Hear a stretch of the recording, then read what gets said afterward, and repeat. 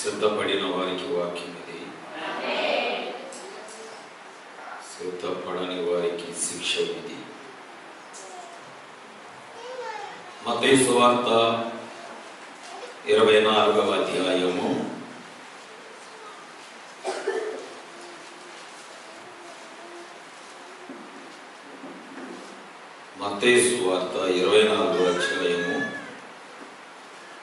37వ వచనము నుంచి నేను చదువుతాను. జాగ్రత్తగా వాక్యాన్ని వినండి.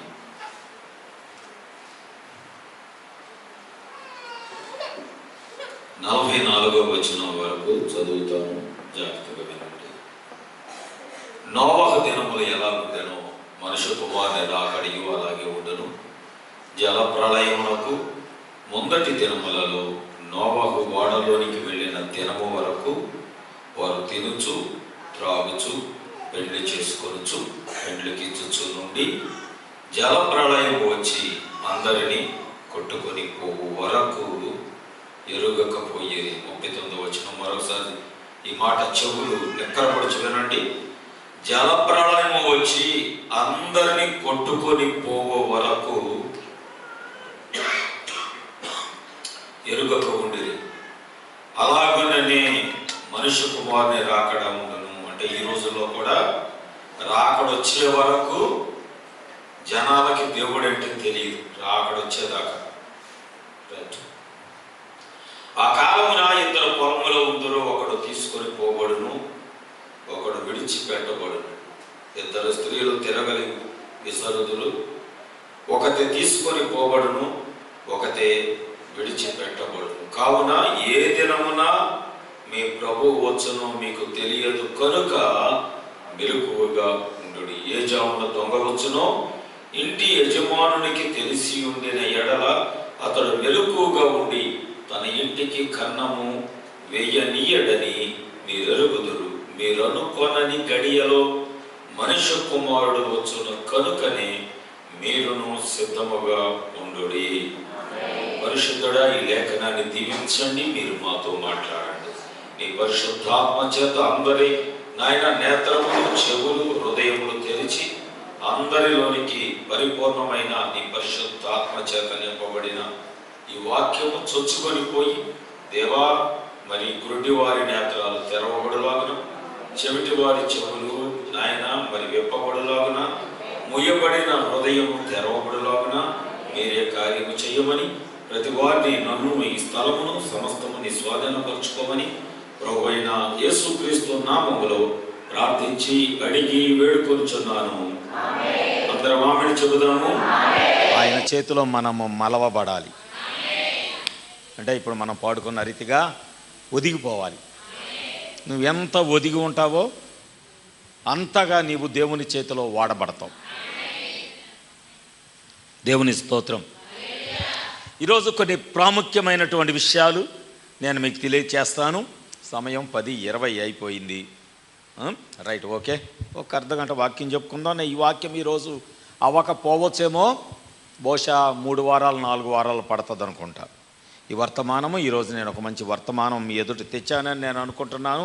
కనుక ఈ రోజున నేను ఒక వర్తమానం నుంచి ప్రవక్త చేత పలకబడిన వాడ అనే వర్తమానం నుంచి నేను ఈ రోజున మీకు కొన్ని విషయాలు నేను మీకు తెలియచేస్తాను. వాక్యము వినేటప్పుడు ఈ మాట గుర్తుపెట్టుకోండి.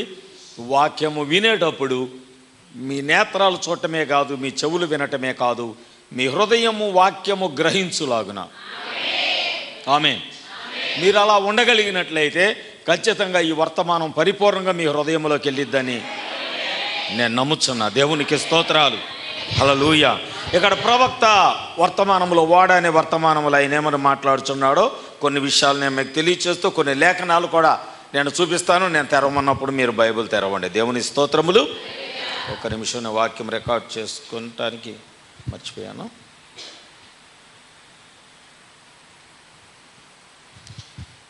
ఈరోజు చదవబడిన లేఖనములో నుంచి నా అంశం ఏమిటి అంటే, దేవుని మార్గములోనికి వచ్చిన వారికి తప్పించుకొనుటకు ఒక మార్గమును ఏర్పరచుచున్నాడు. Making a way of escape for those who wanted to come God's way of escape. When? ఎప్పుడు? దైవికమైన తీర్పు రాకముందే, before divine judgment ever strikes. దైవికమైన తీర్పు రాకముందే దేవుని మార్గములోనికి వచ్చిన వారికి తప్పించుకోవడానికి దేవుడు ఒక మార్గమును ఏర్పాటు చేయుచున్నాడు. ఇది ఈరోజు అంశం. ఏమిటా మార్గము? బైబిల్ గ్రంథంలో యేసుక్రీస్తు ప్రభుల వారు చెప్పారు, నేనే మార్గం. మార్గం ఒక్కటే. కానీ బైబిల్లో ఉన్న భక్తులు ఈ మార్గానికి రకరకాలుగా పేర్లు పెట్టారు. ఒకరు వాడన్నారు, ఒకరు వాక్యం అన్నారు, ఒకరు ఇల్లు అన్నారు, ఒకరు శరీరం అన్నారు, ఒకరు పరిశుద్ధాత్మ అన్నారు. Praise the lord. ఇంకొకరు ఏమన్నారు? మందస్సం అన్నారు. Praise the lord. స్టార్టింగ్లో జోజి ప్రార్థన చేశాడు, మనము మందస్సం ఉన్న స్థలములోకి వచ్చాము అని. Praise the lord. అంటే మనము ఒక స్థలములో, ఒక దాగుకునే ఒక స్థలము కొరకు మనం వెతుకుచున్నాం. దావీదు అన్నాడు, నా దాగు స్థలము నీవే. ఆమేన్. కానీ బైబిల్లో ఈ యొక్క భక్తులు అంటే ప్రవక్తలు లేకపోతే దైవజనులు, దేవుని దాసులు ఆ దాగు స్థలానికి దేవుడు ఏర్పాటు చేసిన మార్గానికి ఇలా రకరకాల పేర్లు పెట్టుకుంటూ వచ్చారు. కానీ ఎన్ని రకాల పేర్లు పెట్టుకున్నా ఆ పేర్లన్నీ కూడా యేసుక్రీస్తులో పరిపూర్ణమైపోయాయి. ఆమేన్. మందసం ఆయనే, పలకబడిన వాక్యం ఆయనే, ఆ దాగు స్థలం ఆయనే, వాడ ఆయనే, వాక్యము ఆయనే, పరిశుద్ధాత్మ ఆయనే, అగ్ని స్తంభము కూడా ఆయనే, శరీరధారి అయి వచ్చిన వాక్యము కూడా ఆయనే. ఈరోజు మన దాగు స్థలము దేవుడై ఉన్నాడు. ఆమేన్. హల్లెలూయా. అయితే ఈ ఉదయకాల సమయంలో దేవుడు మనతో మాట్లాడే మాట ఏంటంటే, నీవు ఆ దాగు స్థలాన్ని కనుగొన్నావా? నీవు ఆ దాగు స్థలాన్ని చూడగలిగావా? రెండవది, ఎవరికి దాగు స్థలము, ఎవరికి ఆ మార్గము? ఈరోజు నుంచి కొన్ని విషయాలు ప్రవక్త వర్తమానంలో నుంచి మాట్లాడుచున్నప్పుడు దేవుడే ఇక్కడ ప్రవక్త ఏమన్నాడంటే, దేవుడు తన సార్వభౌమ కృపలో, God in his sovereign grace, sovereign grace, God in his sovereign grace, సార్వభౌమ కృపలో అంటే సమస్త అధికారమునకు ఆయన యోగ్యుడై ఉన్నాడు. ఆ యోగ్యుడై ఉన్న వాని కృపలోనంట అంత్యకాలము కంటే ముందుగానే, అంటే ఈ మాట వినాలి, నోవా కాలంలో నోవాకు వచ్చి ప్రకటిస్తే తప్ప వాక్యం ఎవరికి తెలియలా. కానీ ఇప్పుడు అంత్యకాలంలో మనం ఉన్నాం, లేమా? సూచనలు కనబడతలేదా? ఈ అంత్యకాలములో ఒకరొచ్చి చెప్పక మునిపే, మనం అంత్యకాలములో ఉన్నామని చెప్పక మునిపే యేసుక్రీస్తు ప్రభుల వారు ముందుగానే ఆయన శరీరధారి అయి వచ్చినప్పుడే అంత్యకాలములు ఎలా జరిగిద్దని ఆయన వాక్యాన్ని ప్రకటించేశాడు. ఆమేన్, ఆమేన్.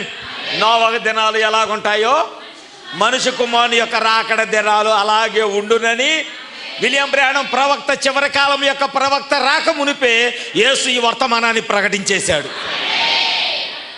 ఆమేన్. మీరు వాక్యం చాలా జాగ్రత్తగా పట్టుకోవడానికి ప్రయత్నం చేయండి. కానీ ఇప్పుడు మనం దాన్ని చూస్తున్నామా? ఈ క్వశ్చన్ మనం వేసుకోవాలి. ఒకవేళ మనం ఆత్మీయ గురుడితనములో ఉండినట్లయితే, మనం ఒకవేళ వాక్యాన్ని చూడలేని గురుడితనములో మనం ఉండినట్లయితే, ఈరోజు మనం ఏం చేయాలంటే మన కళ్ళు తెరిచి మన చుట్టూ ఉన్న పరిస్థితులన్నీ గమనిస్తూ ఉండాలి. ఆమేన్. మన చుట్టూ ఉన్న పరిస్థితులు అంటే ఏంటి? రోడ్డు బాగాలేదు అవి కాదు, మా ఇంటి చుట్టూ చెత్త ఉంది అది కాదు, వర్షం వచ్చింది పొలం తడిసిపోయింది ఇవి కాదు, ఇవి కాదు, లేకపోతే మన పక్కింటి వాళ్ళు తడికంతా ఒరిగిపోయి మా మీద పడింది ఇవి కాదు. నీ చుట్టూ చూసుకోవటం అంటే దేవుడు ఈ కాలంలో తన వాక్యాన్ని నెరవేరుస్తున్నప్పుడు, లేఖనాలు జరుగుతూ నెరవేర్పులోకి వెళుతున్నప్పుడు, నీ చుట్టూ ఉన్న ప్రపంచంలో ఏం జరుగుతుందో ఒక్కసారి ఆ లేఖనాలను పరిశీలన చేస్తే, నువ్వు ఎటు చూసిన వాక్యం నెరవేరటం చూడగలిగితే, ఆమె మనుషుల మీదకి మనుషులు, అక్కడక్కడ యుద్ధాలు, అక్కడక్కడ కరువులు జరగట్లేదా భూమి మీద? ఇవన్నీ ఏంటి? వాక్యం యొక్క రాకడ దినాల్లో ఇలా జరిగిద్దని విలియం బ్రానమ్ రాక మునిపే యేసు చెప్పాడు ఇలాగా. ఆమేన్. మన గురువారం సహోదరుడు చెప్పిన వాక్యం ఏంటంటే, ఆకాశము భూమి గతించును కానీ నా మాట ఏమాత్రము గతించవు అన్న లేఖనము గురువారం మనతో మాట్లాడినప్పుడు, ఈరోజు నేను ఆ వాక్యాన్ని కూడా ఇక్కడ నేను మెన్షన్ చేయాలనుకుంటున్నాను. యేసు ఒక మాట చెప్పాడంటే ఆకాశము భూమి గతించినా గతించిపోవచ్చు. అవునా? బైబిల్ చెప్తుంది ఒకరోజు ఆకాశం కనబడదు, నక్షత్రాలు కనబడవు, సూర్యుడు కనబడడు, చంద్రుడు కనబడడు, పంచభూతాలు లయమైపోతాయి. ఆమేన్. అవునండి. అన్నీ ఏమీ ఉండవు. సముద్రం ఎండిపోతుంది, సముద్రాలన్నీ ఎండిపోతాయి భూమి మీద. ఇప్పుడు మనం చూస్తున్న సముద్రాల తర్వాత ఒక్క సముద్రం కనబడదు, సముద్రం అంతా ఎండిపోద్ది. ఒకవేళ నువ్వు నమ్మినా నమ్మకపోయినా చెప్పిన వాడు మాత్రం నమ్మదగిన వాడు. ఆయన మాట ఎల్లప్పుడూ నెరవేరుతానే ఉంటుంది. ఆమేన్. ఈరోజు ఒకవేళ వాక్యం నమ్మట్లేదు అంటే నువ్వు గురుడితనం కలిగి ఉన్నావని అర్థం. Praise the lord. ఆత్మీయ గురుడితనానికి భౌతికమైన గురుడితనానికి తేడా ఉంది. ఈ తేడా కూడా నేను చూపించాలనుకుంటున్నాను. ఆత్మీయ గురుడితనానికి శారీరకమైన గురుడితనానికి చాలా తేడా ఉంది. ప్రవక్త ఏమంటున్నాడంటే, ఒకవేళ నాకు అవకాశం వస్తే ఎప్పుడైనా నేను భౌతికమైన దానినే ఎంచుకుంటాను. జాగ్రత్త వినాలి. ఇక్కడ మన ప్రవక్త చెప్పుతున్న మాట ఏంటంటే, అంటే మొదట నీవు చూడగలిగిన స్థితి ఉంటే తర్వాత ఆత్మీయ స్థితిని నువ్వు అర్థం చేసుకోగలుగుతావు. అసలు మొదటే నువ్వు చూడలేని స్థితిని కలిగి ఉంటే, ఎందుకంటే ప్రవక్త ఎప్పుడు కూడా ప్రకృతిని చూసి, ప్రకృతిలోనే దేవుణ్ణి చూశాడు మొదట. ఆమేన్. ప్రకృతిలోనే ఆయన అంటున్నాడు, నాకు ఒకవేళ దేవుడు అవకాశం ఇస్తే మొదట నేను భౌతికమైన దృష్టి కలిగి ఉంటాను, నేను ప్రయత్నం చేస్తాను. ఆమేన్. కొద్ది కాలం క్రితం అంట ప్రవక్త దగ్గరికి ఒక సేవకుడు వచ్చాడు, ఒక దైవజనుడు వచ్చాడు.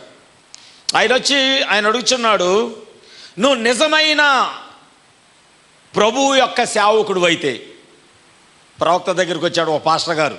వినాలండి, మీకు నిద్ర వస్తే ఏసీ ఆఫ్ చేయమంటే ఆఫ్ చేస్తా. అర్థమైందండి? పాస్టర్ గారు కొద్దిగా ఏసీ ఇబ్బందిగా ఉంది, ఆఫ్ చేయండి అంటే ఆఫ్ చేస్తా. జాగ్రత్తగా వినండి, ఎందుకంటే మనం ఇప్పుడు కొన్ని 1 నిమిషం యొక్క షార్ట్లు కూడా పెడుతున్నాడు బెన్ని. కనుక ఒక మంచి పాయింట్ వచ్చినప్పుడు మధ్యలో ఇదంతా డిస్టర్బెన్స్గా ఉంటుంది. రైట్. ప్రవక్త దగ్గరికి ఒక దైవజనుడు వచ్చాడు. వచ్చి అంటున్నాడు, నువ్వు నిజముగా దేవుని యొక్క సేవకుడు అయితే నన్ను గురుడివాడిగా చెయ్యి. ఒక దైవజనుడు ప్రవక్త దగ్గరికి వచ్చి అడిగితే ఇలా అడుగుతున్నాడు. అప్పుడు ప్రవక్త ఏమన్నాడు తెలుసా? నువ్వు ఇప్పటికే గురుడివాడివి అయి ఉన్నావు. ఒక దైవజనుడిని ఏమంటున్నాడు? నువ్వు ఇప్పటికే గురుడివాడివి అయ్యావు. అతను అన్నాడు, నేను గుడ్డోడినా, నేను గురుడివాడినా? అవును. ప్రవక్త అన్నాడు, అవునయ్యా, ఎందుకంటే నువ్వు స్వస్థతలు నమ్మట్లేదు, పరిశుద్ధాత్మ బాప్తీసాన్ని నువ్వు ఎగతాళి చేస్తున్నావు, దేవుని కార్యాల గురించి దాన్ని ఏమంటారు వ్యతిరేకంగా మాట్లాడుచున్నావు. అతను అన్నాడు, లేదు లేదు, నేను అలాగా ఏమీ కాదు, నేను అలా చేయటం లేదు. కాబట్టి నేను అన్నాను, నువ్వు నిజముగా గురుడివాడివే. అతడు అన్నాడు, ఇదంతా నీ యొక్క సొంత అలంకరణే, అంటే నువ్వు ఊహించుకొని నాకు చెప్తున్నావు ఇలాగా. కానీ ప్రవక్త ఏమన్నాడు తెలుసా? ఒక లేఖనం ఉంది, నువ్వు గురుడివాడివో కాదో చెప్పటానికి ఒక లేఖనం ఉంది, ఆ లేఖనం నేను మీకు చూపిస్తాను అంటున్నాడు ఆయన. నీ మనస్సు అంతా కూడా గుడ్డిదైపోయింది, నీ హృదయం అంతా గుడ్డిదైపోయింది. భౌతికంగా గురుడివాడివి, ఆత్మీయంగా కూడా నువ్వు గురుడివాడివే. అనగానే వాడికి అర్థం కాలేదు ఆ సేవకుడికి. అన్నాడు, మనస్సు ఎప్పుడు గురుడిదై ఉంటుంది, మనస్సు. అప్పుడు అన్నాడు ప్రవక్త ఏమన్నాడంటే, యేసు చెప్పలేదా, పరిసయ్యులు గుడ్డివారైన పరిసయ్యులారా. మత్తయి సువార్త 23వ అధ్యాయం పక్కనే ఉంటుంది చూడండి, 26వ వచనంలో.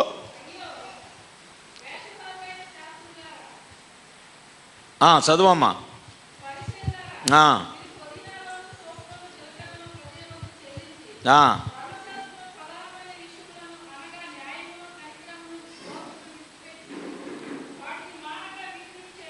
ఉమ్. 24 చదవమ్మా. అందులంటే గుడ్డివారైన మార్గదర్శకులారా. అంటే మార్గం చూపించాడే గుడ్డోడైతే వెనకొచ్చే వారికి ఏ మార్గం చూపిస్తాడు? సేవకుడే, లేకపోతే సంఘశాఖలే, లేకపోతే సంస్థాగత సంఘాలే ఈ కాలం యొక్క వాక్యాన్ని గుర్తించలేకపోతే, ఈ గడియకు పంపబడిన వర్తమానమును గుర్తించలేకపోతే, ఈ కాలానికి అంత్యకాలానికి పంపబడిన ప్రవక్తనే వాళ్ళు చూడలేకపోతే, వారు తమ సంఘాన్ని దేవుడు తన మార్గములో నడిచే వారికి ఏర్పరచబడిన మార్గమును ఎలా చూపించగలుగుతారు? ఆమె చెప్తారా? ఎలా చూపించగలుగుతారు? ఈరోజు ఆ ప్రశ్న నువ్వు కూడా వేసుకోవాలి. నువ్వు ఈ కాలం యొక్క, ఈ రోజు యొక్క వర్తమానాన్ని గుర్తించకపోతే, ఈ కాలం యొక్క ఫలాన్ని నువ్వు గుర్తించకపోతే, రైతు మామిడి తోట రైతు ఉన్నాడు అనుకోండి, అది ఏ కాలంలో పంట వస్తుందో గుర్తించకపోతే అతడు తన ఫలాన్ని ఎలా పొందుకుంటాడు? వరి నాటుచున్నవాడు ఏ కాలంలో పంట వస్తుందో తెలియకపోతే పండిన పంటను తన ఇంటికి ఎలా చేర్చుకోగలుగుతాడు? ఆమేన్. ఇది ఎంత నిజమో వాక్యము విషయంలో కూడా అంతే. ప్రతి కాలానికి దేవుడు యెహోవా ఎలాగూ సెలవిచ్చుచున్నాడనే పంటను పంపుతూనే ఉన్నాడు. ఆమేన్. గుర్తించిన వాడు పలకబడిన వాక్యాన్ని చేర్చుకుంటున్నాడు, గుర్తించలేని వాడు దాన్ని పోగొట్టుకుంటున్నాడు. Praise the lord. హల్లెలూయా. అందుకే దేవుడు ఇక్కడ ఏమంటున్నాడంటే, అందులైన మార్గదర్శులారా,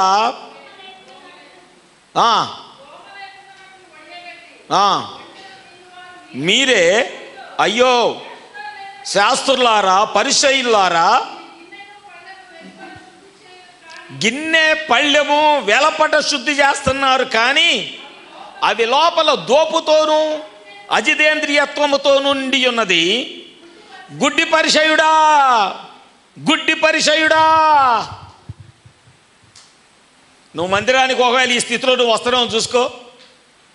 మందిరానికి వచ్చినప్పుడు మంచి వస్త్రధారణ కలిగి మంచి బట్టలు వేసుకొని నువ్వు పరిశుద్ధంగా వస్తున్నావు. ఇదేంటి? నీ పళ్ళాన్ని పైన తోమినట్లు. నువ్వు వండుకునే ఆహారం వండుకునే గిన్నె పైన మాత్రం తెల్లగా తోముతున్నావు, కానీ లోపలేముందంట? మురికి. లోపలేముంది? ఈర్ష్య. లోపలేముంది? అసూయ. లోపలేముంది? కోపము. పైకి మాత్రము మందిరానికి వెళుతున్న ఒక విశ్వాసలాగా నువ్వు కనబడుతున్నావు, కానీ నీ హృదయం అంతా చెడిపోయే ఉంది. అంటే దాన్ని బట్టి అర్థం ఏంటి? నువ్వు వాక్యాన్ని గ్రహిస్తే నీ హృదయాన్ని కూడా శుద్ధి చేసుకుంటావు. నీకు ఇప్పుడు ఏమి లేవంటే వాక్యాన్ని చూసే నేత్రాలు లేవు. ఆ పరిచయులు ఎంతవరకు ధర్మశాస్త్రములో ఏమి రాయబడిందో, అక్షరములో ఏమి రాయబడిందో దాన్నే నెరవేర్చాలి. అన్నం తినేటప్పుడు కాళ్ళు చేతులు కడుక్కొని కూర్చోవాలి, లేకపోతే వాడు అపరిశుద్ధుడు. ఆదివారం విశ్రాంతి దినం, మన శనివారం విశ్రాంతి దినాన పని చేయకూడదు. పని చేస్తే వాడు పాపి. అందుకే కదా యేసు ప్రభు ఒక రోజున విశ్రాంతి దినం ముందు ఒకడికి స్వస్థత చేస్తే, ఒకడికి విన్నారా, స్వస్థత చేస్తే వాళ్ళు వచ్చామన్నారు, నువ్వు పాపం చేస్తున్నావు, ధర్మశాస్త్రానికి వ్యతిరేకంగా జీవిస్తున్నావు, విశ్రాంతి దినమున ఏ పని చేయకూడదు ధర్మశాస్త్రంలో రాయబడింది, నీకు తెలియదా అని అన్నాడు. అంటే వెంటనే ప్రభు అన్నాడు, రబ్బాయ్ మీరు ఒక గీతను కట్టేశారు, మీరు ఒక దోణను కట్టేశారు, ఆ రోజు విశ్రాంతి దినం, దానికి బాగా దాహం వేసింది, దాని కట్లిప్పి మీరు దాని దాహం తీర్చరా అంటే అప్పుడు గుర్తు రాలేదా నీకు విశ్రాంతి దినం? అప్పుడు గుర్తు రాలేదా?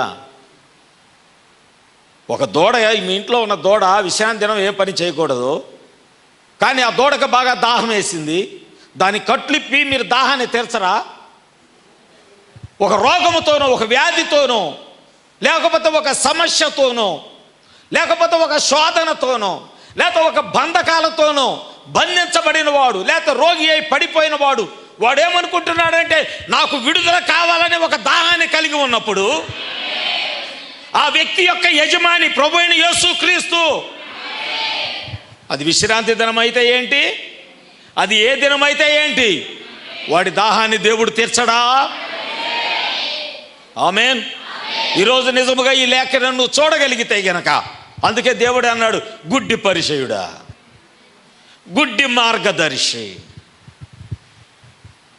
ఈరోజు ఒకవేళ గుడ్డి విశ్వాసిలాగుంటే మీ కళ్ళు తెరవబడాలని నేను ప్రార్థన చేస్తున్నాను. మార్కు సువార్త 8వ అధ్యాయం 18వ వచనం. మార్కు సువార్త, మీరు కన్నులుండియు, చాలా ఒక్క మాట చాలు. ఎందుకని అడుగుతున్నాడు ఆయన? మీరు కన్నులుండి కూడా, మీ తల ఎత్తండి పైకి, మీ తల ఎత్తండి, వినండి వాక్యం చదివితే మీకేం అర్థం కాదు. మీరు కన్నులుండి కూడా చూడరా? వెంటనే ఆయన క్వశ్చన్ వేశాడు. 5,000 మంది పురుషులు వచ్చినప్పుడు, కొన్ని లక్షల మంది స్త్రీలు వచ్చినప్పుడు, 5 రొట్టెలు 2 చేపలు విరిచినప్పుడు ఎంతమంది తిన్నారు? నేను చెప్పిందే కదా 5,000 మంది అని. ప్రభు అడిగాడు ఎన్ని గంపలు మిగిలినాయి అని. వాళ్ళు అన్నారు 12 గంపలు మిగిలినాయి. చూశారుగా. మళ్ళీ అడిగాడు. ఒకసారి 7,000 మంది పురుషులు ఉన్నారు, చాలామంది స్త్రీలు ఉన్నారు. అక్కడికి మరలా రొట్టెలు చేపలు తేబడ్డాయి. ఆ రోజున అక్కడ నేను ఒక అద్భుతం చేశాను, ఎన్ని గంపలు ఎత్తబడ్డాయి అని అడిగాడు. 7 గంపలు ఎత్తబడ్డాయి ప్రభువా. మరి మీరు గుర్తించరా? నేను అద్భుతాలు చేస్తుంటే, ఆశ్చర్యాలు చేస్తుంటే, 5 రొట్టెలు 2 చేపలు లక్షల మంది తినగా 12 గంపలు ఎత్తబడి వాళ్ళు తీసుకొని వెళ్ళటం, ఆశీర్వాదం తీసుకెళ్తుంటే నేను ఈ గడియకు పంపబడిన వాక్యం అయ్యి ఉన్నారని మీరు చూడలేకపోతున్నారా? గుడ్డి పరిచయులారా. ఆమేన్, హల్లెలూయా. ఓ నిజముగా ప్రవక్త ఆయన ఒక విషయాన్ని తెలియజేశాడు. భూమి మీద ఒక సంఘటన జరిగింది. ఆ సంఘటన నేను మీకు తెలియచేయాలి. నేను ఇంకా వాక్యం స్టార్ట్ చేయలేదండి, ఇంకా వర్తమానంలోకి వెళ్ళలేదు. ఇంకా నేను వర్తమానంలోకి వెళ్తాను. నేను ఆత్మీయ గురుడితనం గురించి మాట్లాడుతాను, ఇంకా మార్గం గురించి మాట్లాడతలేదు. అర్థమైంది మీకు?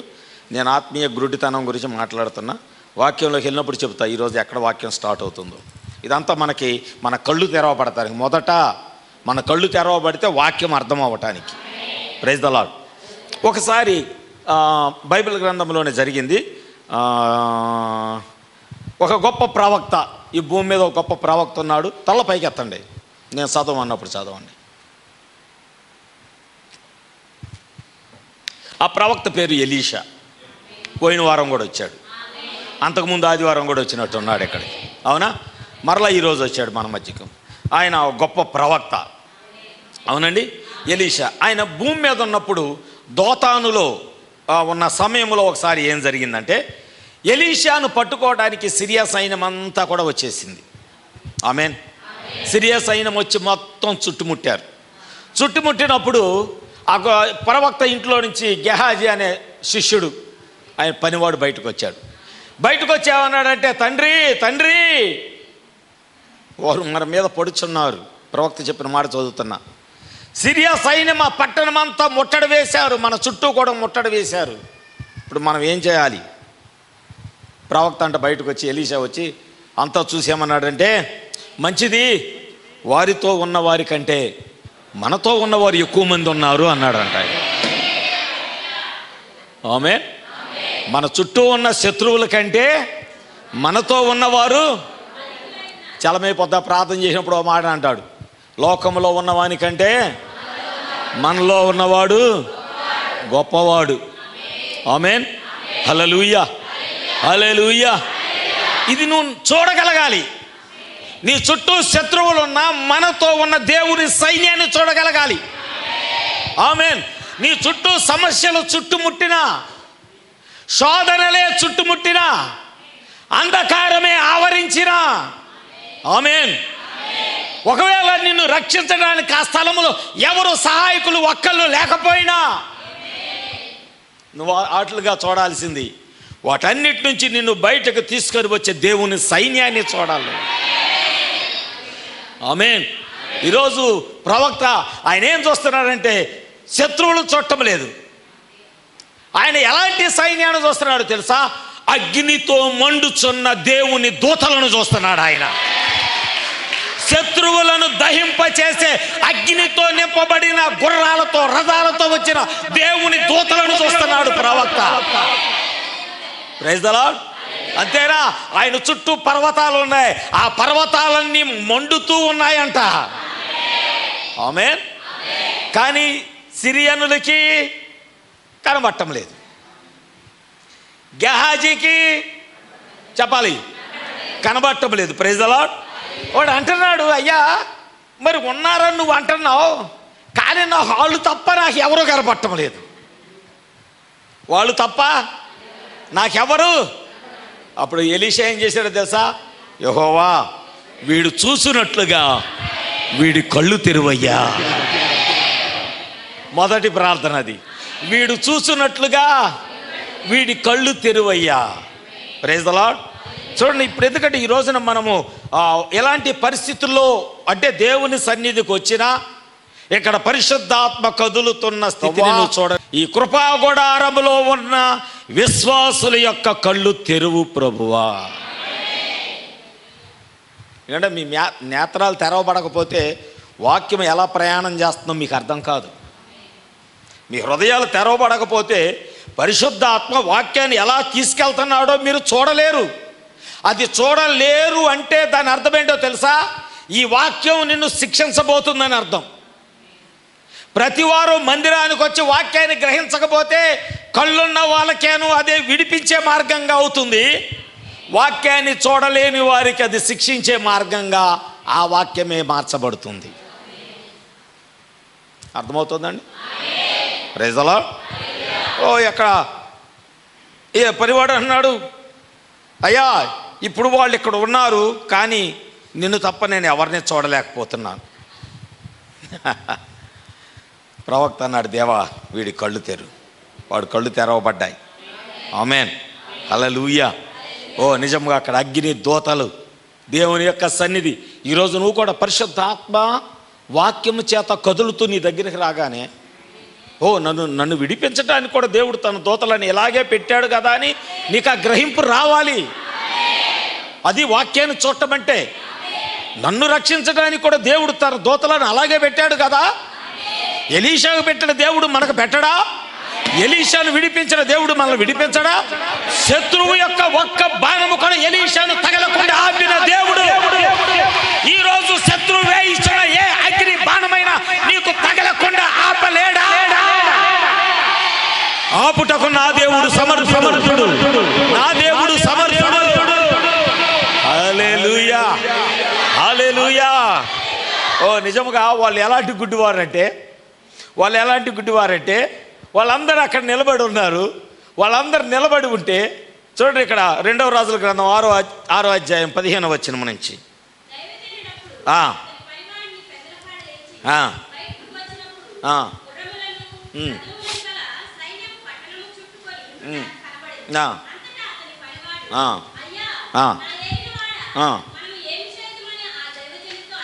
అడగగా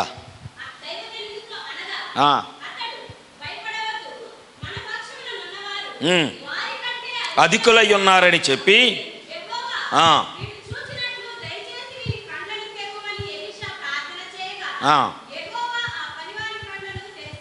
కనుక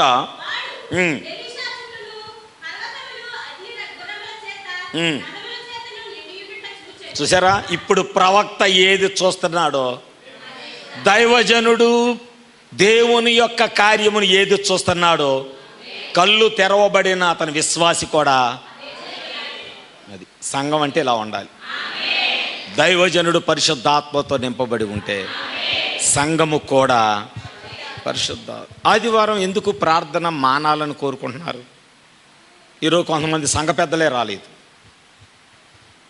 అంటే దేవుడు మీకు అవసరం లేదు. ఎందుకంటే దేవుని కార్యాలు చూసే కళ్ళు వాళ్ళకి లేవు. దేవుని క్రియలు మనకు ఫంక్షన్లు ఎక్కువ, మనకు పెళ్ళిళ్ళు ఎక్కువ, ఆదివారాలే కరెక్ట్ పెట్టుకో. మొహమాటం లేకుండా చెప్పలేవు కదా నువ్వు. ఆదివారం నేను రాలేను మొహమాటం లేకుండా చెప్పలేవు కదా. ఎందుకంటే మీలో చాలామంది గెహాజీ ఫ్యామిలీస్ ఉన్నాయి. అందుకే మీరు ధైర్యంగా ఈరోజు ఆదివారం పరిశుద్ధ దినము, దేవుని స్వరం వినాలి, దేవుని సన్నిధికి వెళ్ళాలి. నేను చెప్పనా, తప్పించుకునే మార్గం ఒక రోజు నీకు దొరక్కపోవచ్చు. అందుకే చెప్తున్నా, రేపు ఆదివారం ప్రార్థన 9 గంటల ప్రారంభ ప్రార్థన అవుతుంది. ఫస్ట్ పాట, నెక్స్ట్ వాక్యంలోకి వెళ్ళిపోతా. అది 11 అయిద్దో 12 అయిద్దో తెలియదు. తర్వాతే పాటలు, ఆరాధన, వర్షిప్పు, చందా పాట, మిగిలిన తతంగాలన్నీ, సాక్ష్యాలు.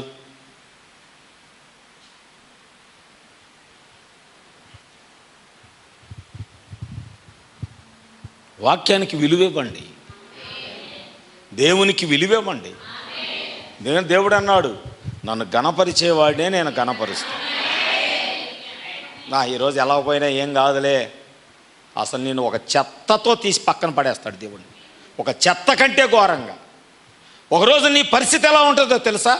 కనీసం చెత్త ఎత్తేవాడని వస్తున్నాడు. ఈ రోజున కుళ్ళిపోయే స్థితిలోకి దిగజారిపోయేలాగా చేస్తాడు దేవుడు.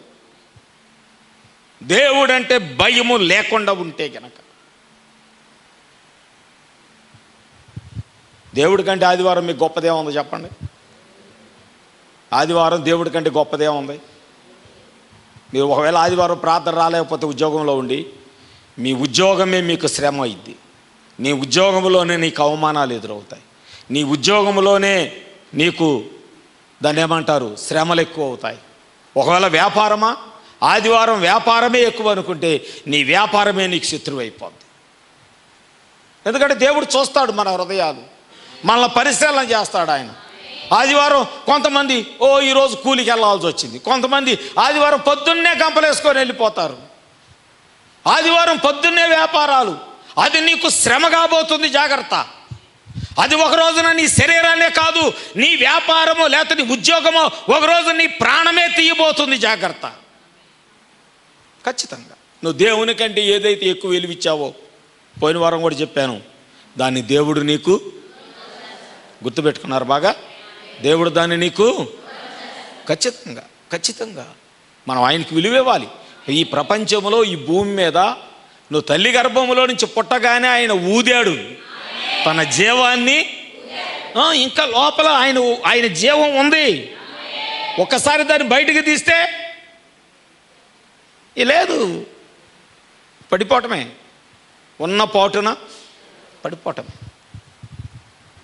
నేను ఒకటే చెప్తా, దేవునికి లోబడండి, వాక్యానికి లోబడండి. హల్లెలూయా. ఆ దండువారు అతన్ని సమీపించినప్పుడు ఎలీషా జనులను అంధత్వముతో మొత్తమని యెహోవాను వేడుకొనగా,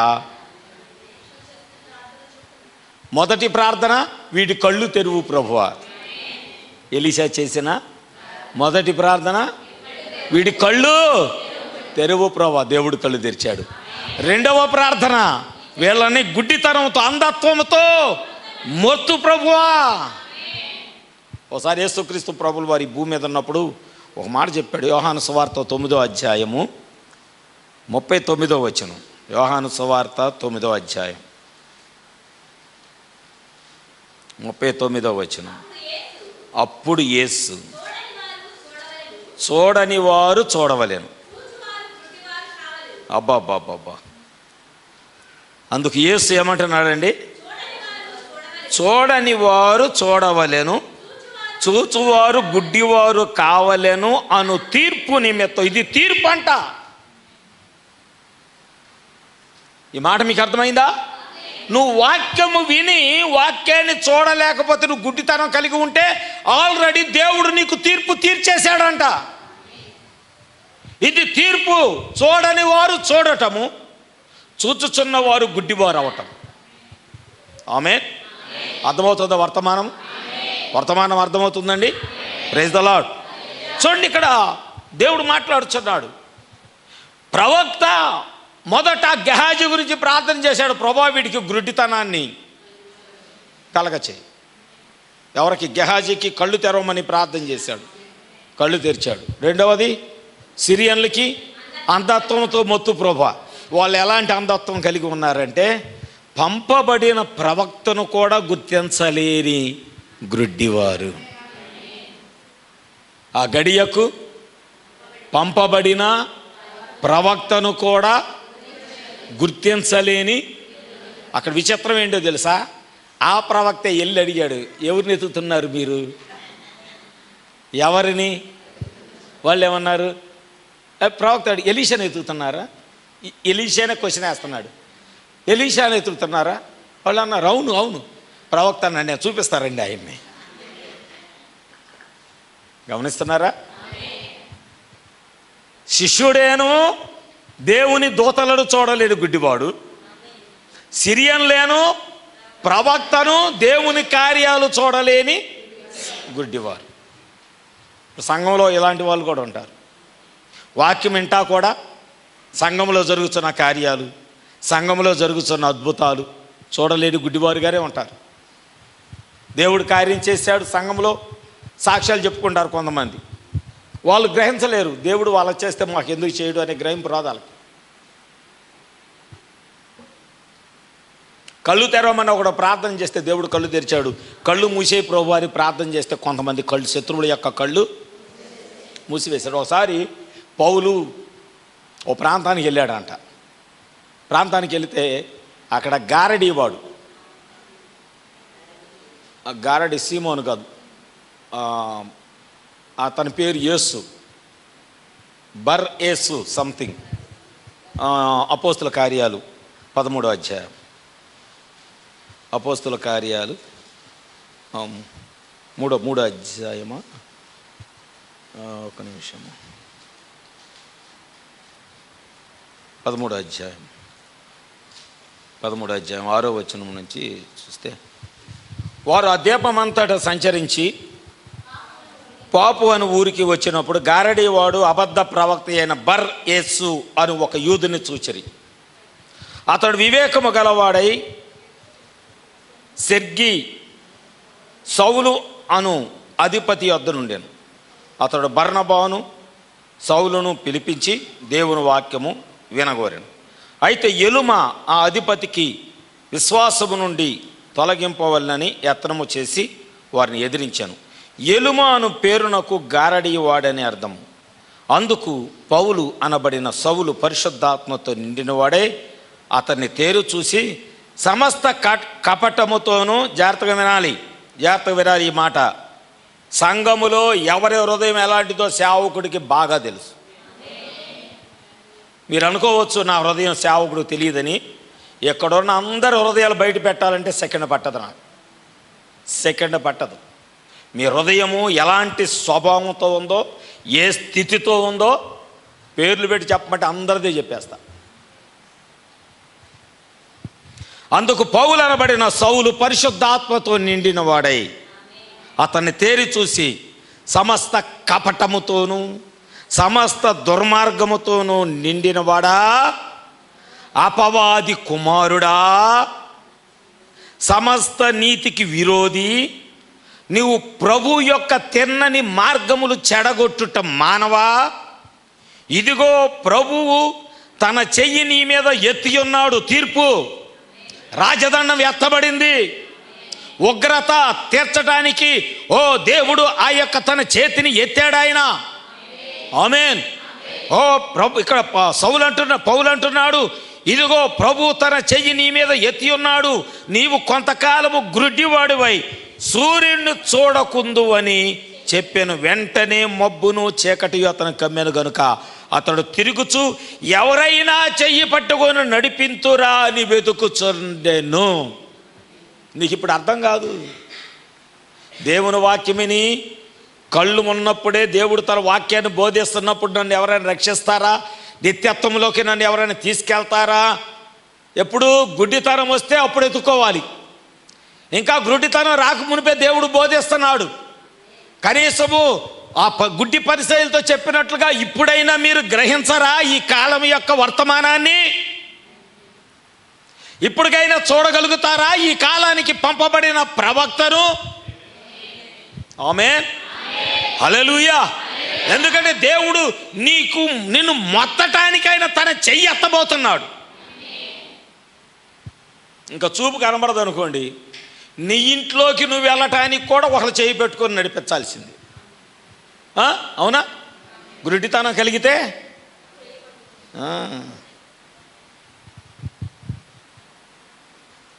గుడ్డితనం అలాంటిది. ఎలీషా ఆయన అడుగుతున్నాడు. అప్పుడు ఎలీషా, ఇది మార్గము కాదు, ఇది పట్టణము కాదు, మీరు నా వెంట వచ్చిన ఎడల మీరు వెతుకువాని యొద్దకు మిమ్మల్ని తీసుకొని పోదమని చెప్పి షమ్రోను పట్టణమునకు వారిని నడిపించాను. ఇది ఎలీషా దినాలలో.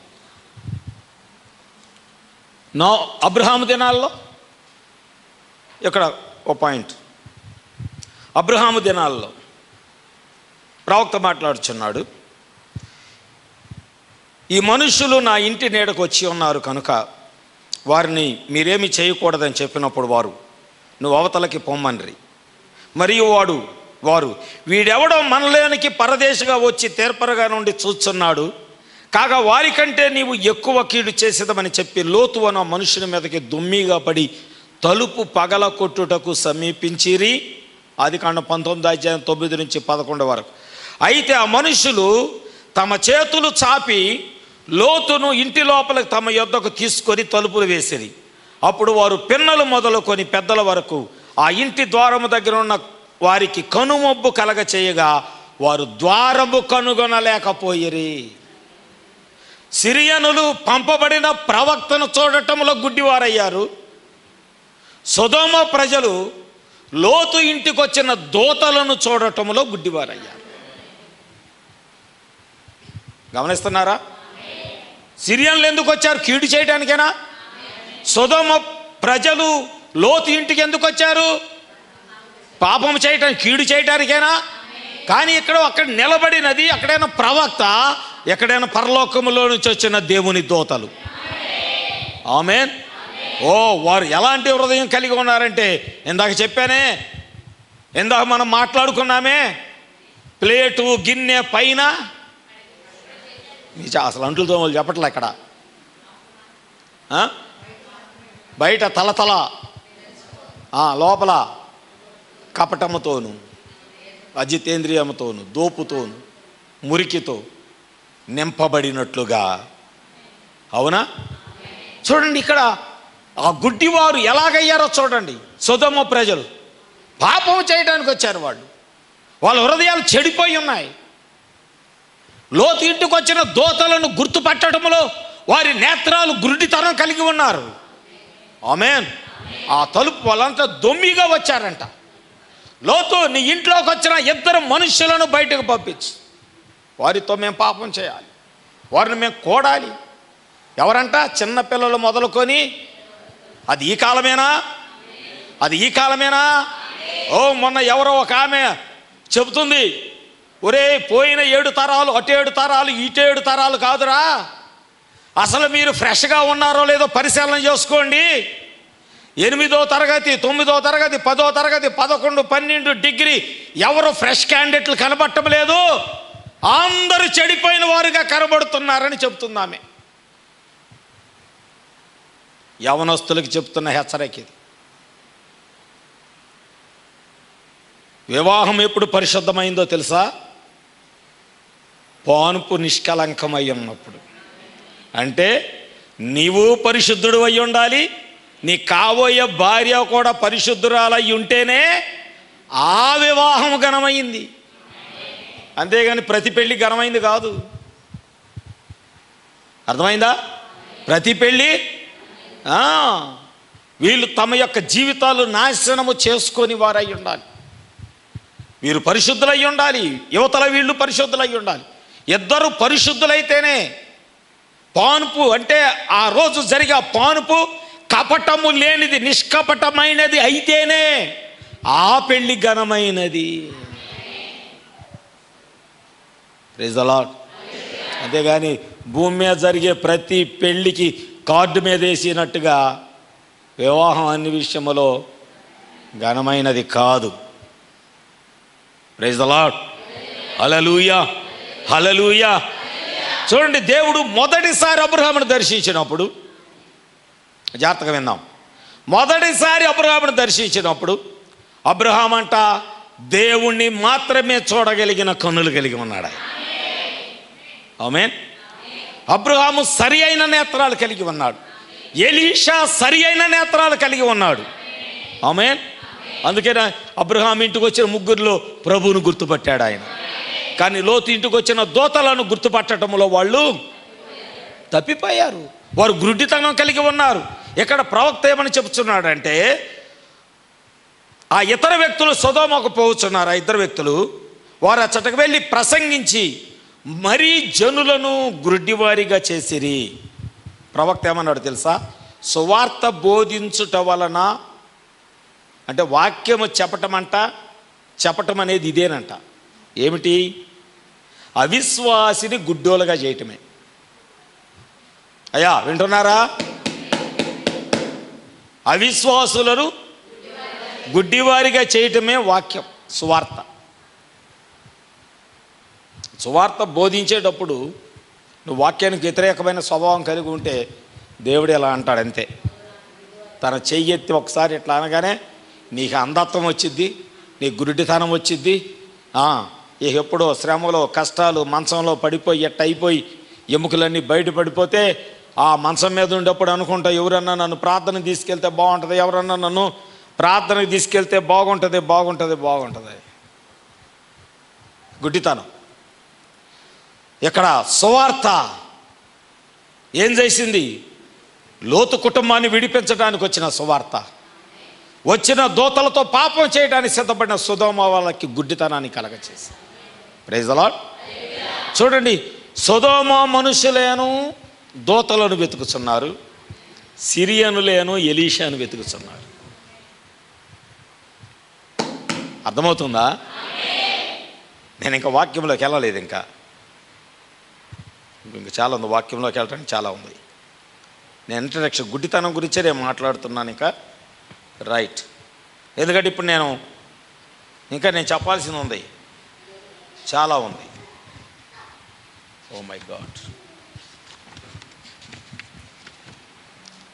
ఇంకా 5 పేజీలు ఉంది. 2 పేజీలే చెప్పాను. 3వ పేజీ నడుస్తుంది. పిల్లల మీద దగ్గర ఉంచుకోండి.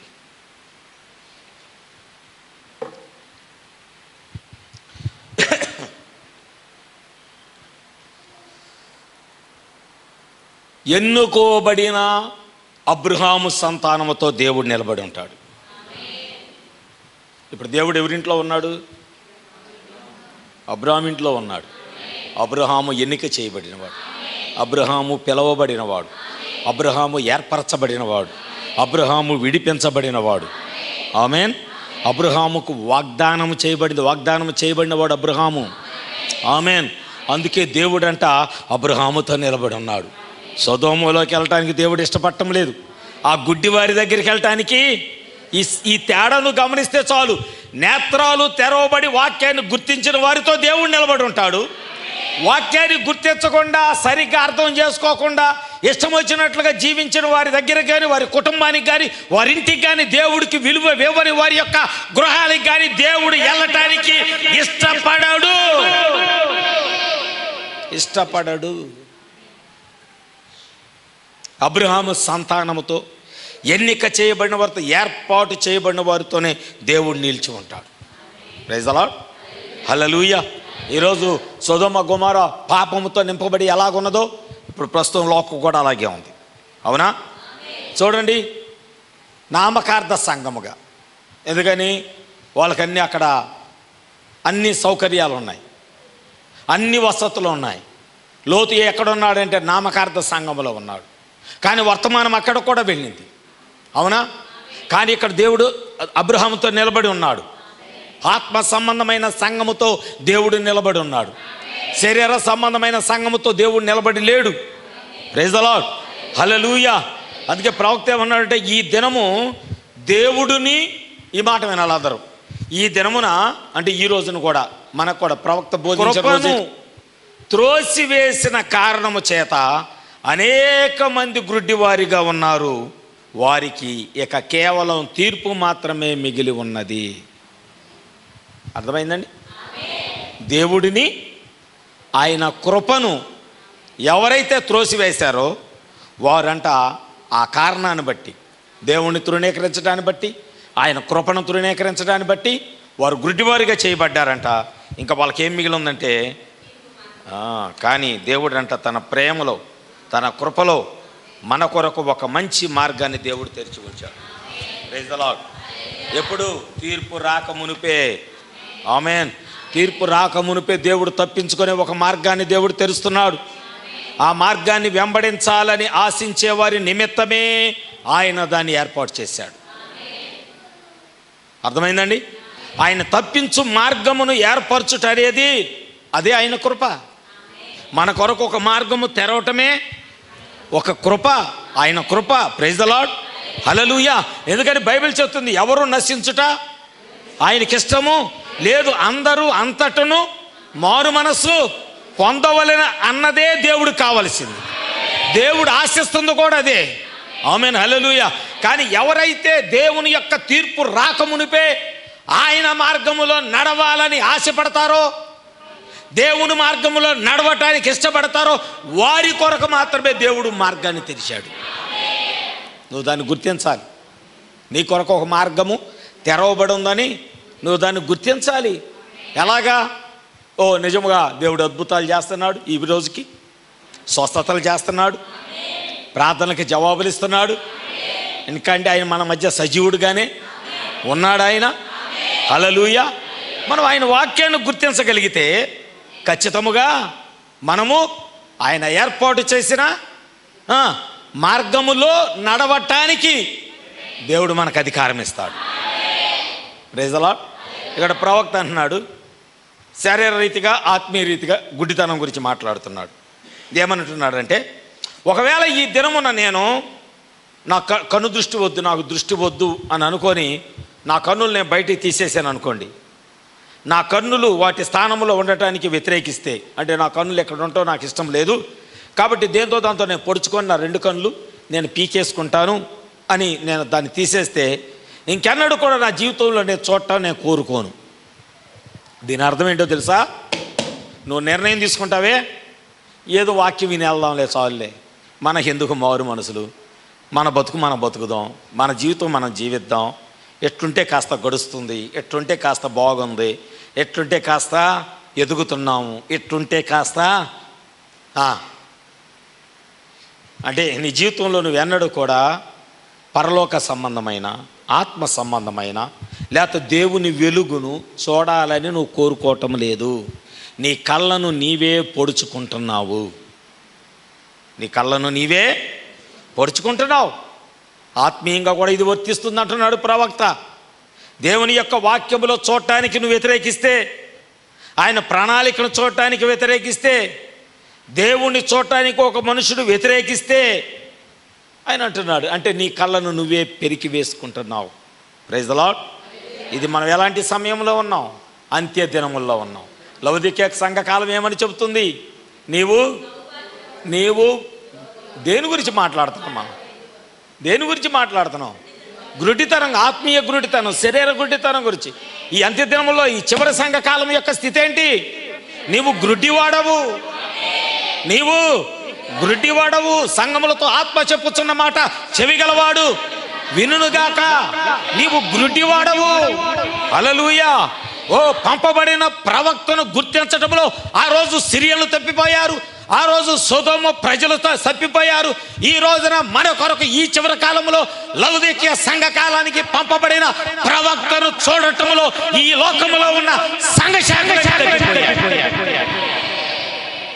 శాఖలని సంస్థాగత సంఘాలన్నీ ఈ రోజు యొక్క ప్రవక్తను చూడటంలో సిరియన్లు తప్పిపోయినట్లుగా, సొదొమ ప్రజలు తప్పిపోయినట్లుగా ఈ గడియ యొక్క వర్తమానాన్ని చూడటంలో సంస్థల సంఘాలన్నీ కూడా తప్పిపోయాయి. కారణం ఏమిటి? వారికి భౌతికమైన గురుడితనము, రెండవది ఆత్మీయ గురుడితనం కూడా వాళ్ళు కలిగి ఉన్నారు. Praise the lord. నోవహు దినాల్లో దేవుడు ఏం చేశాడు? నోవహు దినాల్లో ఆయన తన యొక్క సార్వభౌమ కృపలో ఆయన నోవహుతో మాట్లాడాడంట. ఆయన అన్నాడంట, ఎవరైతే తప్పించుకోవాలని ఆశపడుతున్నారో, నోవహు, నువ్వు వెళ్ళి వారికి ఒక మార్గాన్ని నువ్వు ఏర్పాటు చేయి. ఇది ఎంత అద్భుతకరమైనటువంటి మాట. ఈరోజు నువ్వు రక్షించబడాలనుకుంటే ఆయన తన ప్రవక్తతో చెప్పినట్టుగా దేవుడు ఈరోజు నీతో మాట్లాడుతున్నాడు. ఈ ఉగ్రత నుంచి నేను తప్పించుకోవాలి ప్రభువా అనే ఆశ నీకుంటే, ఈ ఉగ్రత నుంచి నేను బయటపడాలి ప్రభువా అనే ఆశ నీకుంటే, నీ కొరకు ఈ కాలంలో కూడా దేవుడు నీ కొరకు ఒక మార్గాన్ని తెరుస్తున్నాడు. ఎందుకంటే ఒక్కళ్ళు నశించుట దేవునికి ఇష్టము లేదు. ఆయన మార్గంలోకి రావాలనుకునే వారికి తప్పించుకోవడానికి ఒక మార్గాన్ని దేవుడు తెరుస్తూ ఉన్నాడు. దేవుడు అన్నాడు, నోవహా నువ్వు ఒక ఓడను తయారు చేయి. Praise the lord.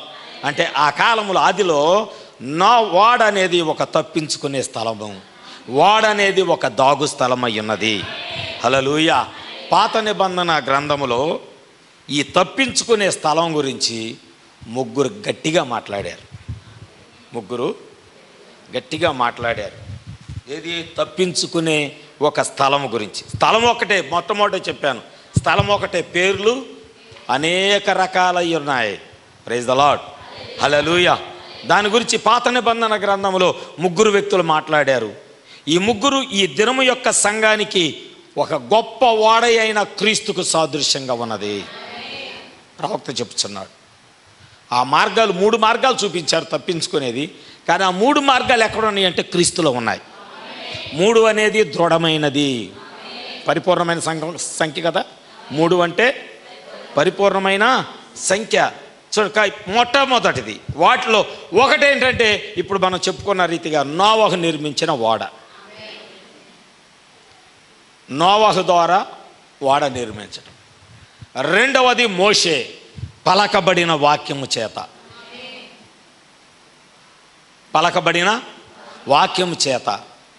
అంటే వాక్యము, పలకబడిన వాక్యాన్ని అక్కడ పెట్టాడు.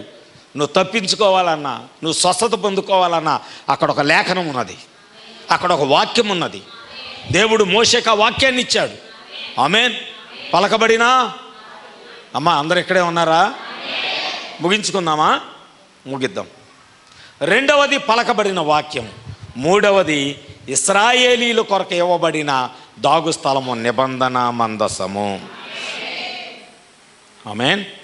ఏంటది? నిబంధన. ఇప్పుడు మనము ఆ సిద్ధపాటు ఎలా చేయబడుతుందో అంటే ఓడ, పలకబడిన వాక్యము, నిబంధన మందస్సము, ఈ 3 ఎక్కడున్నాయి? క్రీస్తులో. ఎక్కడున్నాయి? క్రీస్తులో దాచబడి ఉన్నాయి. అంటే మన దాగు స్థలము ఓడైనా, మన దాగు స్థలము పలకబడిన వాక్యమైనా, మన దాగు స్థలము నిబంధన మందసమైనా, ఈ 3 ఎక్కడ దాచబడి ఉన్నాయి? ఇప్పుడు మెసేజ్ స్టార్ట్ చేసుకుందాం. మెసేజ్ ఇప్పుడు గుడ్డితనం అయిపోయింది కదా. ఇప్పుడు అసలు దేవుని మార్గంలోకి వచ్చిన వారికి తప్పించుకోవడానికి దేవుడు ఒక మార్గాన్ని ఏర్పాటు చేసి ఉన్నాడు. దేవుని యొక్క తీర్పు రాక మునుపు ఎలా, ఇది ఇప్పుడు స్టార్ట్ అవుతుంది మెసేజ్. మీకు ఓపిక అయిపోయిందిగా? నాకు అర్థమైంది. నువ్వు ఎక్కువ వినలేము మనం వాక్యం, ఎక్కువ టయానికి ముందు రాలేము, వాక్యము ఎక్కువ వినలేము. అది ఒక జబ్బే. సరే మంచిది. ఒక మాట అయితే నేను చెప్తాను. ఏ మాట చెప్తానంటే, ఇంకా ఉన్నాయి 3 పేజీలు ఉన్నాయండి. మొట్టమొదటి ఒక మాట చెప్పాను, గుర్తుందా? మరలా వచ్చేవారు దాన్ని కంటిన్యూ చేస్తాను.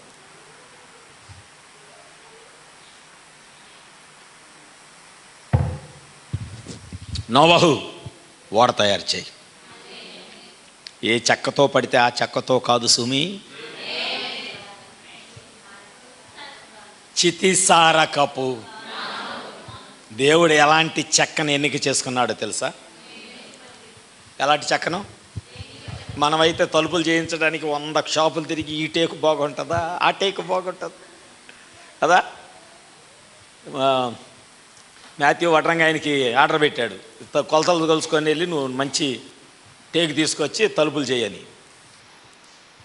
వాడు ఎన్ని షాపులు ఎతికాడో ఈ చెక్క దొరకటానికి. ఎందుకని? మనమైతే అలా వెతుకుతాం, కానీ దేవుడు ఎవరిని వెతికాడు? చితిసారకపు దేవుడు ఏం చేశాడు?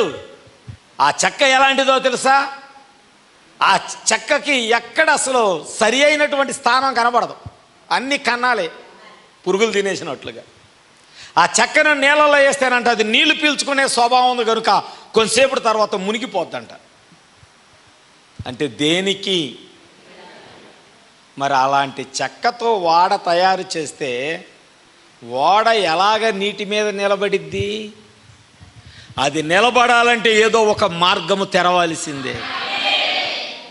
Praise the lord. ఆ పనికి మాలిన చెక్క ఎవరంటే మనమే. అది నీటిలో నానిన తర్వాత నోవహు తీసుకుంటే అది ఎలా ఉంచితే అలా ఒదిగిపోద్దంట. ఎలా ఏ షేపు వంచాలనుకుంటే ఆ చెక్క ఆ షేపులో ఓడ తయారు చేసేటప్పుడు ఓడ తినకుంటుందా? లేదు, ఒక క్రాస్ కటింగ్లో. అవునా? ఓడను ఎప్పుడు కూడా పలగ్గా తయారు చేయరు, మన బస్సుల్లాగా లారీల్లాగా. ఓడ షేపు వేరుగా ఉంటుంది. ఆ చెక్క వంచబడాలి. అది వంచబడాలంటే దేనికి పనికిరాని చెక్క నేలలో వేస్తే ఏదైతే బెండ్ అవుతుందో ఆ చెక్కే తీసుకొని లోబడే విశ్వాసి దేవుడు కావాలి. ఎలాంటి విశ్వాసి? నేను దేనికి పనికి రాని వాడనయ్యా, ఏ మంచి నాలో లేదు ప్రభువా, నేను యోగ్యుడను కాను, నేను అర్హుడను కాను, నేను ఉపయోగపడని వ్యక్తిని ప్రభువా. నేను ఈ వర్తమానం తయారు చేస్తుంటే టక దేవుడు 2 చరణాలు లిరిక్కిచ్చేశాడు. ఒక క్రొత్త పాట రాసే, చరణాలు రాసే, పల్లవేంటో తెలియదు. ఇంకా పల్లవి ఎత్తుకోవాలి. ఏం చేశాడు? మొదట ఆ చెక్క యొక్క జన్మస్థలము నుంచి వేరు చేశాడు. ఆయన మొదట వేరు చేస్తున్నాడు. పనికిరాని ఆ చెక్కను తాను పెరిగిన ఆ స్థలము నుంచి మొదట వేరు చేయబడుతున్నాడు. తర్వాత ఏం చేస్తున్నాడు? చెక్కుతున్నాడు. ఆమేన్. దాన్ని ఏం చేస్తున్నాడు? చెక్కుతున్నాడు. తర్వాత నానబెడుతున్నాడు నీళ్ళల్లో. ఆమేన్. తర్వాత దాన్ని ఉంచుచున్నాడు, మలుచుచున్నాడు. అది ఒక పాత్రగా తయారు చేయబడిన తరువాత ఆమేన్. ఈరోజు అందుకే నేను ఆ పాట పాడతా కారణం ఏదే. అది ఇంతవరకు చర్చిలో ఈ పాట పాడలా. ఇప్పుడు వస్తా పెట్టుకొని ఇన్ని టకటక రాసుకొని వచ్చా. కుక్కలు గీసినట్టుంది చూడండి రాత. ఎందుకంటే పైన ప్రార్థన జరుగుతుంది. టకటక ఒదిగిపోతానయ్యా యేసయ్యా, ఒదిగిపోతానయ్యా. కాంగూస్ కొట్టండి. వీళ్ళు లేరని వాళ్ళకెళ్ళి చూడద్దు. ఉన్నోళ్ళు వాడబడండి, ఉన్నవాళ్ళు వాడబడండి. నా మీద నీవు చూపు ప్రేమకైనా కళ్ళు చెమ్మగిల్లెనయ్యా. నా మీద నీవు చూపు ప్రేమకైనా కళ్ళు చెమ్మగిల్లెనయ్యా. నాలో ఏముందయ్యా నాకర్థమే కాదయా, నాలో